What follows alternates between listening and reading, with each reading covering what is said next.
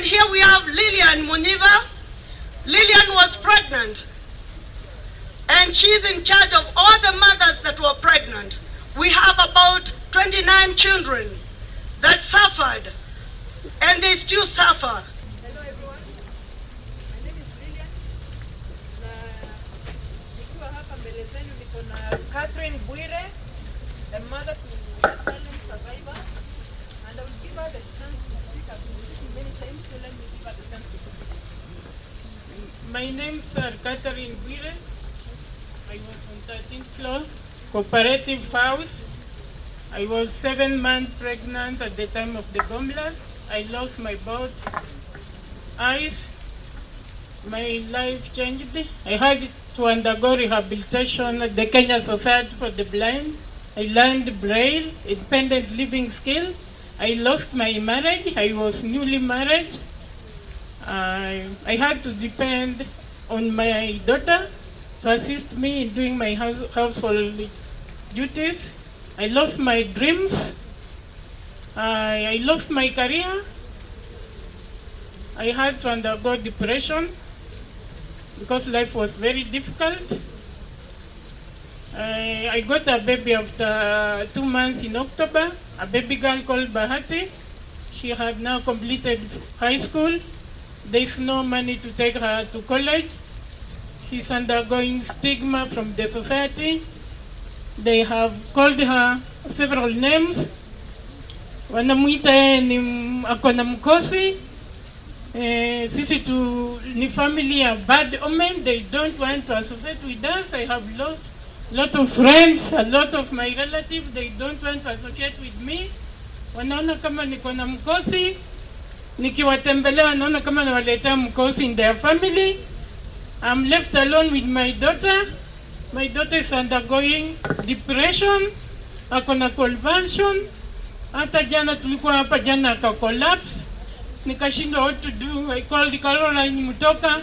Akakuja akanilipia taxi nikampeleka nyumbani.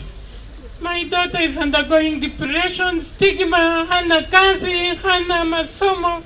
Naomba tu, I'm appealing to the Kenya government, you push the US Congress waweze kutulipa ili niweze educate my daughter, ili niweze employ somebody to assist me in doing my household.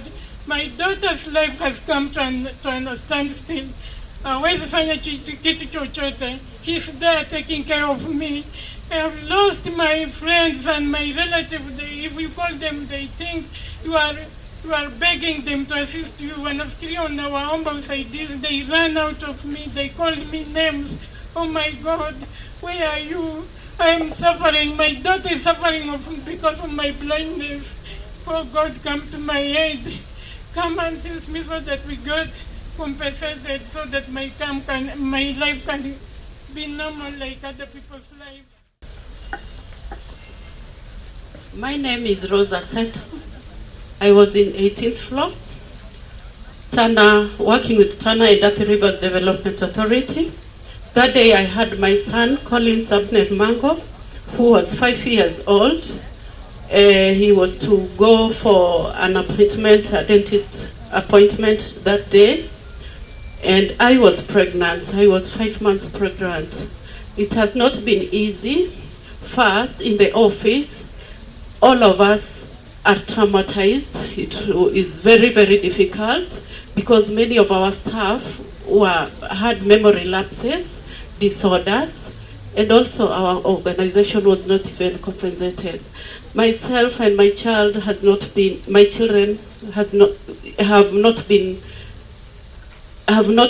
easy.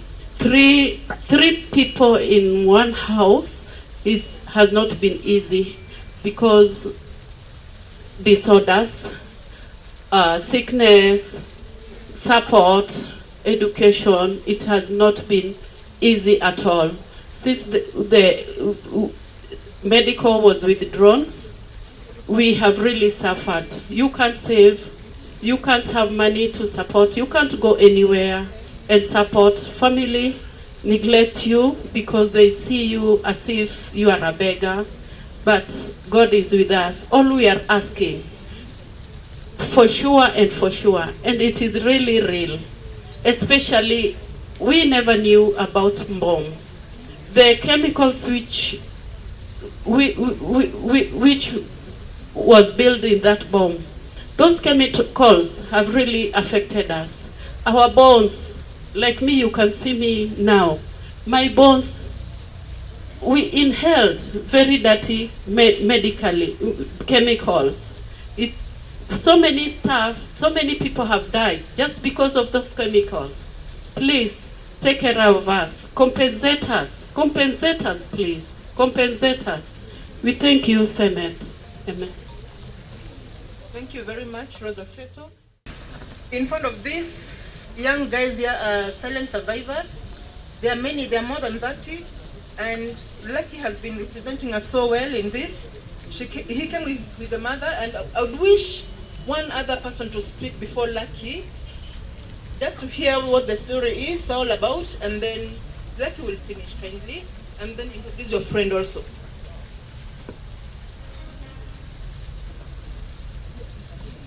Morning. My name is Bob Ndongo Kingori. I'm a silent survivor. When my dad died in the bomb. When he died, I was in my mother's womb.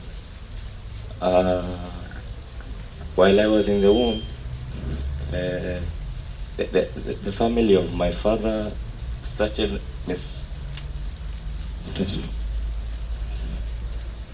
mistreated my mother. They came to our home. They took everything. They left my mother with just me in the womb and her clothes, even the car, everything they took. My mother started from scratch, and I was still in her home. So, in the process, she entered into some depression, and she even lost her job. When I was born in Kenyatta, the bills were too much to pay.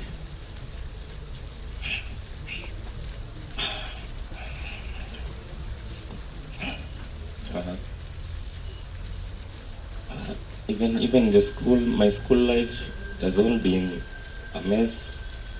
School fees has been very tricky. Even the payments have been chased away from school time and time again. Even in my completion of the class 8 one, they didn't give me even the certificate. I went to the NEC. I was given just something just to show that I've completed. But in my former school, they know I have a debt. That one from the class 8 one. Even when I went to Kangemi High School, it was just a mess, and I even left a debt there also. It has been hard, but we are coping and we are okay. Thank you. Good morning, everyone. My name is Jane Bahati. I'm a silent survivor, and Catherine Bwire is my mother. I was born 2 months later, and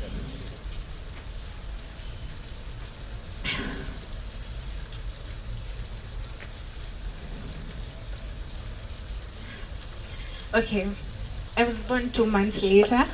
My mom was declared permanently blind, knowing that she will never see me. She doesn't know how I look like. Suddenly she had to depend on other people for survival. She could not do anything for herself. Her husband left with everything, left her alone with me because he could not take the pressure since so much had changed. Suddenly her beautiful face and her body was now filled with scars that will stay for the rest of her life. And she entered into depression. She lost all her friends, feeling like no one understands what the darkness is like. Everyone was looking up to her. She lost her job. her dreams,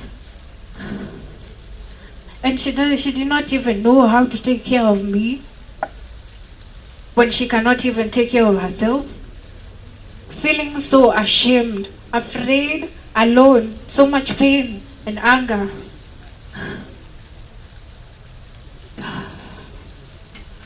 And she could not. School fees was a problem, so I could not be able to finish my education. And all I would like to say is, the silent survivors, right now, we are all grown men and women, as you can see. We've been pleading for 25 years for compensation. All I would like to say, I would like to plead with the leaders of today, both the Kenyan and the US government. Please take this matter into consideration. See to it that all victims who have suffered in the 1998 bomb blast in Kenya are compensated. That is all that we ask for. Thank you. I would like you finish. Let him introduce himself. Good afternoon, everyone. My name is Mark Kaberia, son to Evangelist Grace Kaberia. She was working at NCCK. So on that fateful day, after everything happened, she was admitted to Aga Khan, and the doctor said I had already died because I wasn't kicking. My mom was 7 months pregnant at that time. So after I was born, I developed complications. I was in and out of Gertrude's. My mom usually slept with me like 3 times a week in hospital. I didn't go to school every day. But now I'm here, 25 years later. I'm still having complications. And all I can say is let justice prevail. Thank you. Hello, my name is Lucky Baraka.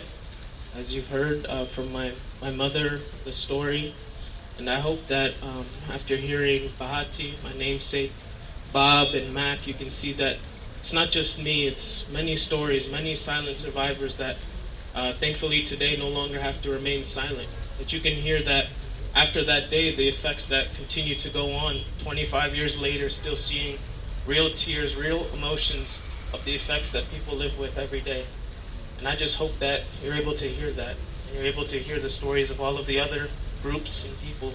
And I just thank you for your time. Thank you very much.